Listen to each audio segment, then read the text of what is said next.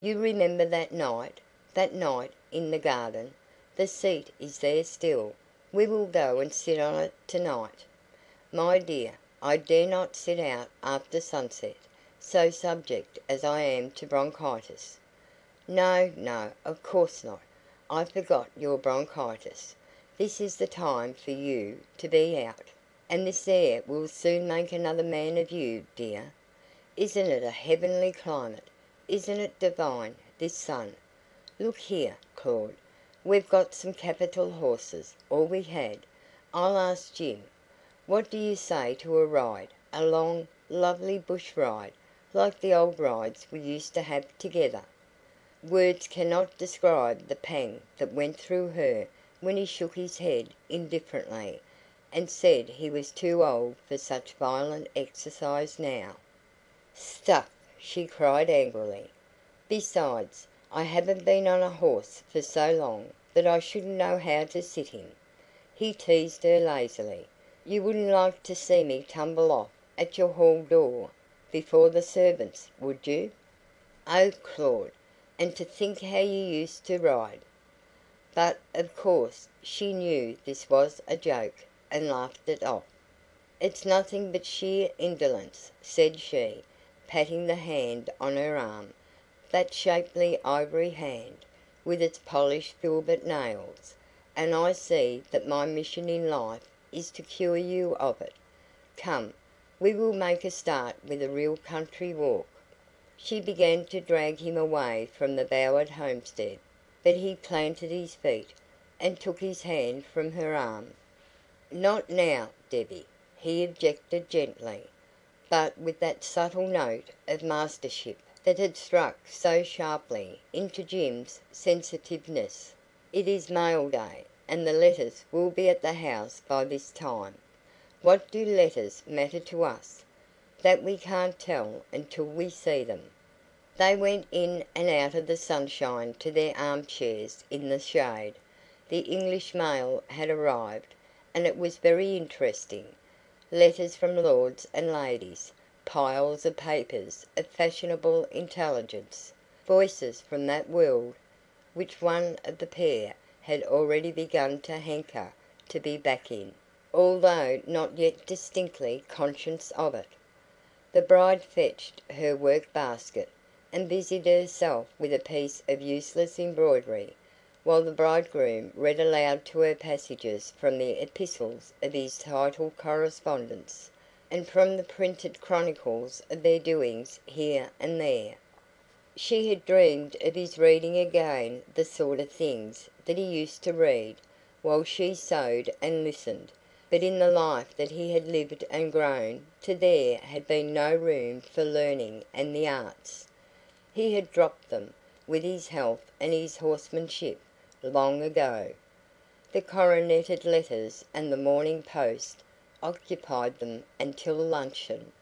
At luncheon, as at every other meal, despite the new husband's expressed desire to have his wife to himself, his valet was present as butler, watching over the dyspeptic's diet, and seeing that the wine was right. Neither master nor man trusted anybody else to do this. It was a large crumble in Deb's rose leaf, Manton's limpet-like attachment to Claud, who seemed unable to do anything without his servant's help, and the latter's cool relegation of herself to the second place in the menage. It was all very well for her to give her husband the premier place. She did it gladly.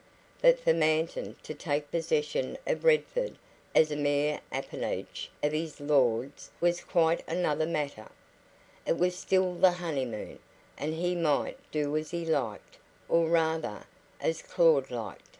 But it was not difficult to foresee the day when the valet who dictated to her cook would become too much for the proud spirit of the lady of the house, with whom it had ever been dangerous to make too free, or to foretell what would happen then. Claud dozed through the afternoon, like most idle and luxurious men. He drank a great deal of wine, which made him sleepy, and Deb took the opportunity to go all through her house and put everything in order. They met again at tea, and had a stroll about the garden, arm in arm, and happy. Dinner was a rather silent function. Deb wished for Jim, and regretted her easy abandonment of him. Claude never talked when he was eating. The business was too serious, and Manton was there. But while her husband smoked over his coffee, serene and charming, she sat alone with him, revelling in his wit and gaiety, telling herself that he was indeed the splendid fellow she had always thought him. Then they went up to the big drawing room. He was used to big rooms, and he flung himself at full length upon one of the downy couches, and she put silk pillows under his head. While she was doing it, he pulled her down to him and kissed her. "It's nice, isn't it?" he murmured in her ear. For answer she pressed her lips to his ivory brows and his dropped eyelids. Her big heart was too full for speech. "Now I am going to play to you," she whispered, and went off to the old piano, that the tuner had prepared for this sacred purpose. What years it was since she had cared to touch piano keys, and never since the love time of her youth had she played as she did now, all the old things that he had ever cared for, with the old passion in them. And while she played, he slumbered peacefully. Jim, when his day of hard work was over, went back to his manager's house. All the home he knew, had a bath, put on clean clothes, ate perfunctorily of roast mutton, and bread and jam, and sat down with his pipe on the top step of his veranda, where he hugged his knees and watched the stars come out.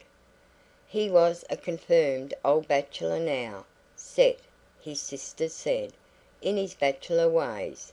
None of them lived with him, to keep his house and cheer him up. It was too dull for them, with the mistress of Redford never there. And besides, he did not want cheering, for himself. He preferred dullness. An old working housekeeper did for him, cooking his simple meals, eggs and bacon alternating with chops for breakfast, and mutton and bread and jam for his tea dinner, with a fowl for Sundays, keeping his few plain rooms clean and his socks mended. 100 or 2 a year must have covered his household expenses. The hundreds remaining of his handsome income went to shore up the weak need of his kindred, who had the habit of falling back on him when their funds ran out, or anything else went wrong with them. He was a great reader. Books lined the walls of his otherwise meagrely furnished rooms. They represented the one personal extravagance that he indulged in, and newspapers and magazines came by every mail. In these and in his thoughts he lived, when not intent upon the affairs of the estate, which in the eyes of some appeared wholly to absorb him. Tonight his thoughts sufficed. The latest parcel from Mullins lay untied, the new American periodicals and wrappers intact. Deb was home again. That was enough food for the mind at present.